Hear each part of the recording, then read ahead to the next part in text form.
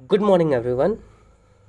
Last lecture में हमने humans के अंदर जो डाइजेशन वाला प्रोसेस हो रहा था, कौन कौन से ऑर्गन के थ्रू होते हुए वो फूड मूव कर रहा था और इवेंचुअली कौन से पार्ट से बाहर निकलता है फूड, उसके बारे में थोड़ा सा हमने आइडिया लगाया था। तो फूड जो पूरा का पूरा एक कैनल के थ्रू गुजरता है, वो कैनल काफ़ी लंबा सा हो जाता है। उस कैनल को कलेक्टिवली हम क्या बोलते हैं? Elementary canal. ठीक है, उसको डाइजेस्टिव ट्रैक्ट भी बोलते हैं। तो दो नाम थे, एलिमेंट्री कैनल और डाइजेस्टिव ट्रैक्ट। क्योंकि ये ट्रैक्ट बहुत ज़्यादा लंबा होता है तो इसको एक ही मतलब सिंप्लीफाइड वे में अगर हमें समझना है तो हमें सारे पार्ट्स को डिवाइड कर देना होता है। जो भी ये ट्रैक्ट है उसमें अलग अलग पार्ट, अलग अलग कंपार्टमेंट्स हम बना देते हैं। जिसमें माउथ वाला जो पार्ट होता है उसको हम क्या बोलते हैं? Buccal cavity. जहाँ पे पूरा का पूरा फूड का चुइंग का पार्ट होता है, फूड को स्मॉलर पीसेस में बदलने का जो पार्ट होता है वो बकल कैविटी में होता है। बकल कैविटी से फिर फूड एक पाइप के थ्रू होके गुजरता है। उस पाइप का नाम है फूड पाइप या फिर उसका नाम है ओसोफेगस। ओसोफेगस से होके गुजरने के बाद में खाना पहुंचता है स्टमक में। स्टमक से फिर खाना कहाँ पहुंचता है? स्मॉल इंटेस्टाइन में। स्मॉल इंटेस्टाइन से फिर लार्ज इंटेस्टाइन में पहुंचता है। लार्ज इंटेस्टाइन की जो एंडिंग होती है उसको रेक्टम बोलते हैं और रेक्टम की जो एंडिंग होती है वो होता है एनस। तो बकल कैविटी से एनस तक का जो पूरा पार्ट होता है, पूरा ट्रैक्ट होता है, उसको हम क्या बोलते हैं? Elementary canal. यहाँ तक हमें पूरा का पूरा ढंग से क्लियर था। अब आगे बढ़ते हैं। आगे क्या कह रहा है? अगला point, the food components gradually get digested as food travels through the various compartments. तो डिफरेंट कंपार्टमेंट्स के बारे में बात करी थी हमने। तो डिफरेंट कंपार्टमेंट्स में 5 या 6 पार्ट थे। पहला पार्ट था oesophagus, first part was buccal cavity, second part was oesophagus और food pipe, third part was stomach, fourth one was small intestine या फिर स्मॉल इंटेस्टाइन। उसके बाद अगला पार्ट लार्ज इंटेस्टाइन, उसके बाद हमने रेक्टम पढ़ा था, फिर लास्ट एनस। ये इतने कंपार्टमेंट्स थे। ठीक है। The inner wall of the stomach and the small intestine and the various glands such as salivary gland. Salivary glands हमने कहाँ पढ़ा था? सलाइवा क्या होता है? हमारे मुंह में जो लार बनता है उसको सलाइवा बोलते हैं। और सलाइवा क्या अपने आप से हमारे मुंह में आ जाता है? नहीं। तो आंसर है नहीं। सलाइवा कहाँ से बनता है? हमारे मुंह में एक छोटी सी थैली होती है।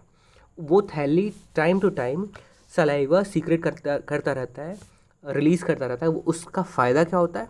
ताकि हमारा मुंह ड्राई ना हो। दूसरा, ये फूड को डाइजेस्ट करने में हेल्प करता है। ठीक है। तो क्या क्या कह रहा है? The inner walls of the stomach and the small intestine and the various glands such as salivary gland, the liver and the pancreas secrete digestive juices. तो जो भी ऑर्गन्स इन बिटवीन आ रहा है पूरे एलिमेंट्री कैनल में, उसमें जो भी ऑर्गन्स होंगे, ज़्यादातर ऑर्गन्स कोई ना कोई एक डाइजेस्टिव जूस ज़रूर प्रोड्यूस कर रहा होगा। उसमें सबसे पहला रोल होता है सेलिवरी ग्लैंड्स का। सबसे पहला जो डाइजेस्टिव जूस कोई प्रोड्यूस करता है वो होता है सेलिवरी ग्लैंड्स। ग्लैंड्स मतलब एक तरीके से हिंदी में इसको ग्रंथि बोलते हैं। इसको एक तरीके से हम थैला बोल सकते हैं। ठीक है।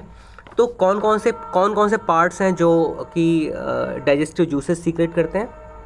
एक तो सेलिवरी ग्लैंड्स हो गए, फिर लिवर हो गया, पैंक्रियाज हो गया, और भी डिफरेंट पार्ट्स हो सकते हैं, लेकिन हमें मेन इन 3 चीज़ों से मतलब रखना है, salivary glands, liver and pancreas. Gall bladder भी होता है वैसे। ठीक है। आगे कह रहा है, the digestive juices convert complex substances of food into simpler ones. तो अगर हम खाने की बात करें तो खाने के अंदर जो भी न्यूट्रिएंट्स होते हैं वो कॉम्प्लेक्स फॉर्म में पाए जाते हैं, वो बड़े सिंपल फॉर्म में नहीं होते हैं। उसमें जो भी सब्सटेंसेस होते हैं या फिर न्यूट्रिएंट्स होते हैं वो ऐसे मिक्स होते हैं कि उनको हम अपने हाथ से सेपरेट कर ही नहीं सकते सिंपली, कि हम सारे न्यूट्रिएंट्स को अलग अलग कर लिया और सारे न्यूट्रिएंट्स को अलग अलग करके खा लिया। वो जनरली पॉसिबल नहीं होता है। हाँ, अगर हम किसी लैब वेब में जाते हैं तो हो सकता है वहाँ पे कुछ एक टेक्निक्स हों जिससे इन सारे न्यूट्रिएंट्स को हम सेपरेट कर सकें, लेकिन इन जनरल नहीं होता। तो हमारा बॉडी बहुत स्मार्टली काम करता है। क्या करता है? फूड को तो एज इट इज़ इनटेक कर लेता है। उसके बाद से डिफरेंट पार्ट्स में डिफरेंट हमारे बॉडी के डिफरेंट पार्ट्स में डिफरेंट तरह के डाइजेस्टिव जूसेस सीक्रेट हो रहे होते हैं, रिलीज़ हो रहे होते हैं। कोई एक डाइजेस्टिव जूस किसी एक तरह के न्यूट्रिएंट के ऊपर ही बस असर करता है। तो ऐसे करके ही सारे के सारे न्यूट्रिएंट्स सेपरेट हो जाते हैं और इस पूरे प्रोसेस को क्या बोलते हैं, सिंप्लीफिकेशन ऑफ सिंपल ये जो प्रोसेस हो रहा है, इस प्रोसेस को हम यही बोल रहे हैं कि जो भी कॉम्प्लेक्स फूड था उस कॉम्प्लेक्स फूड को हम सिंपलर फॉर्म में ब्रेक डाउन कर रहे हैं। और हम क्या कर रहे हैं, हमारी जगह पे हमारे ऑर्गन्स कर रहे हैं, जो कि कुछ डाइजेस्टिव जूसेस सीक्रेट कर रहे होंगे। ठीक है, आगे कह रहा है the digestive tract and the associated glands together constitute the digestive system. तो जो डाइजेस्टिव ट्रैक्ट था, डाइजेस्टिव ट्रैक्ट का दूसरा नाम क्या था, इसका दूसरा नाम था elementary canal, and the associated glands together constitute the digestive system. तो डाइजेस्टिव सिस्टम किससे किससे मिलकर बना हुआ है, एक तो डाइजेस्टिव ट्रैक्ट या फिर एलिमेंट्री कैनल, और उसके साथ में जो ग्लैंड्स जुड़े हुए हैं, ये दोनों जब कलेक्टिवली काम करते हैं, इनको कलेक्टिवली हम क्या बोलते हैं, डाइजेस्टिव सिस्टम। ये दोनों जब कलेक्टिवली काम करेंगे तभी डाइजेशन प्रोसेस हो पाएगा, और इसीलिए जो है इनको कलेक्टिवली हम बोलते हैं डाइजेस्टिव सिस्टम। डाइजेस्टिव सिस्टम में सिर्फ और सिर्फ एलिमेंट्री कैनल नहीं आता, उससे जुड़ा हुआ पैंक्रियाज हो गया, गॉल ब्लैडर हो गया, और लिवर हो गया, या फिर आपका सलीवरी ग्लैंड्स हो गए। ठीक है, तो ये सारी चीज़ें जुड़ी हुई हैं जो कि हमारे एलिमेंट्री कैनल से, और ये कुछ एक इंपॉर्टेंट रोल प्ले कर रहे हैं, इसलिए इनको कलेक्टिवली हम डाइजेस्टिव सिस्टम बोलते हैं। तो आई होप ये चीज़ें पूरी तरीके से आपको याद हो गई होंगी या समझ में आ गई होंगी। बाकी याद तो आपको तभी होगा जब आप थोड़ा सा रिपीट करके थोड़े बहुत प्रैक्टिस वगैरह करोगे। बाकी इनको इंग्लिश लैंग्वेज में आपको लिख पाना, ये सबसे बड़ा आपके लिए टास्क होना चाहिए। ठीक है, और कोशिश करो कि खुद से अपना कुछ ऐसा लैंग्वेज बिल्ड करो, या इंग्लिश में इस तरीके से सेंटेंस बिल्ड करो कि आपको समझने में दिक्कत ना हो। ठीक है, और जो कोई और अगर आपका आंसर पढ़ रहा हो तो उसको भी समझने में दिक्कत ना हो। बाकी आगे बढ़ते हैं। इसके बाद सबसे पहला जो पार्ट है बकल कैविटी। बकल कैविटी या फिर बकल कैविटी हमारे मुंह का ही पार्ट होता है। ठीक है, तो हमारे मुंह में क्या क्या चीज़ें होती हैं जिसकी वजह से फूड के डाइजेशन में हमें हेल्प मिलता है, उसके बारे में पढ़ते हैं। कह रहा है पहला point, food is taken into the body through the mouth. सबसे पहला ये तो बिल्कुल सिंपल सा है कि हम फूड जो भी इंटेक करते हैं वो माउथ के रास्ते से ही एंटर करता है। The process of taking food into the body is called ingestion. ठीक है, तो फूड को इनटेक करने का जो प्रोसेस होता है, इस प्रोसेस को क्या बोलते हैं, इंजेस्शन। ठीक है, इंजेस्शन वर्ड याद रहेगा। आगे बढ़ते हैं। We chew the food with the teeth and break it down mechanically into small pieces. Mechanically मतलब हम जो है मेहनत कर रहे हैं, तब जाके कुछ पुर्जे जो है हिल रहे होंगे, ऊपर नीचे कुछ हो रहे होंगे, उनके अंदर कुछ मूवमेंट हो रहा होगा। जब भी किसी तरह के पुर्जे में किसी तरह का मूवमेंट होता है तो उसको वहाँ पे हम मैकेनिकल वर्ड यूज़ कर ही देते हैं। अगर हम मोटर गाड़ियों की बात करें तो उसमें बहुत सारे पुर्जे मूव कर रहे होते हैं, इसलिए उसको एक मैकेनिकल डिवाइस बोल सकते हैं, मैकेनिकल व्हीकल बोल सकते हैं। ठीक है, तो वैसे ही हमारे जो टीथ होते हैं, टीथ में मोमेंटम हो रहा होता है, टीथ अप डाउन मूव कर रहे होते हैं और घिस रहे होते हैं, फूड पार्टिकल्स को छोटे छोटे पीसेस में तोड़ रहे होते हैं। तो इसलिए ये एक तरीके का मैकेनिकल प्रोसेस हुआ। ठीक है, तो टीथ जो होते हैं वो इनको चू करते हैं और ब्रेक डाउन करते हैं इनको स्मॉलर पीसेस में। ठीक है, each tooth is rotated in a separate socket in the gums. तो हर टूथ जो है रूटेड है, ये हर टीथ अलग अलग जगह पे अलग अलग तरीके से कुछ फिक्स स्लॉट्स में चिपका हुआ है, लगा हुआ है। ठीक है, गम्स के अंदर, गम्स मतलब मसूड़े जो होते हैं उनको गम्स बोला जाता है। ठीक है, तो अगर हम इस पिक्चर की बात करें, इस पिक्चर की, तो इसमें ये साइड से गम आया हुआ, गम में ये दांत चिपका हुआ है। ठीक है, और सारे दांतों का स्ट्रक्चर डिफरेंट है। ठीक है, तो ये ऐसा नहीं हो सकता कि ये वाला जो दांत है वो अगर आगे है तो पीछे भी हो सकता था। जो दांत जहाँ पे है वो दांत उसी जगह के लिए ही बना, ये सारी चीज़ें फिक्स्ड हैं।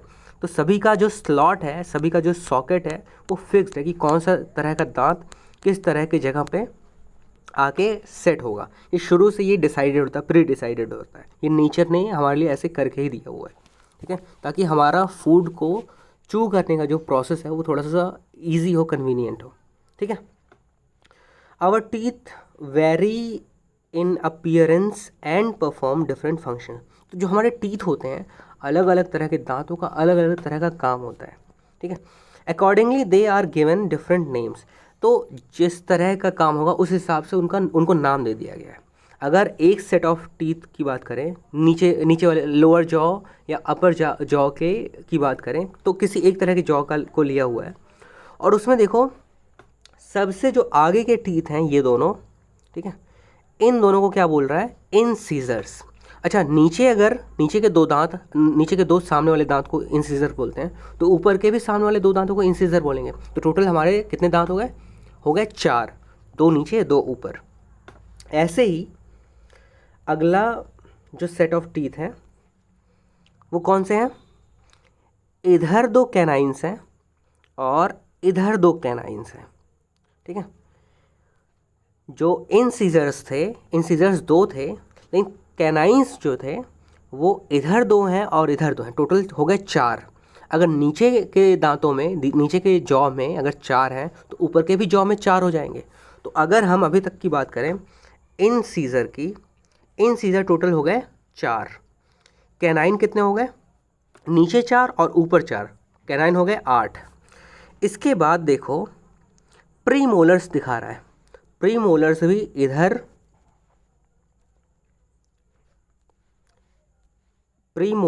इधर 2 हैं, ठीक है, और इधर भी 2 हैं।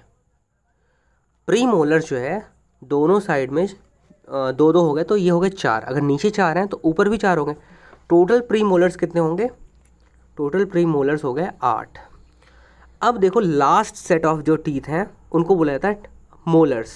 मोलर्स देखो सबसे पीछे के दांत को बोलते हैं, और इस केस में जो मोलर्स हैं वो पीछे 3 इस साइड में है और 3 इस साइड में है, ठीक है।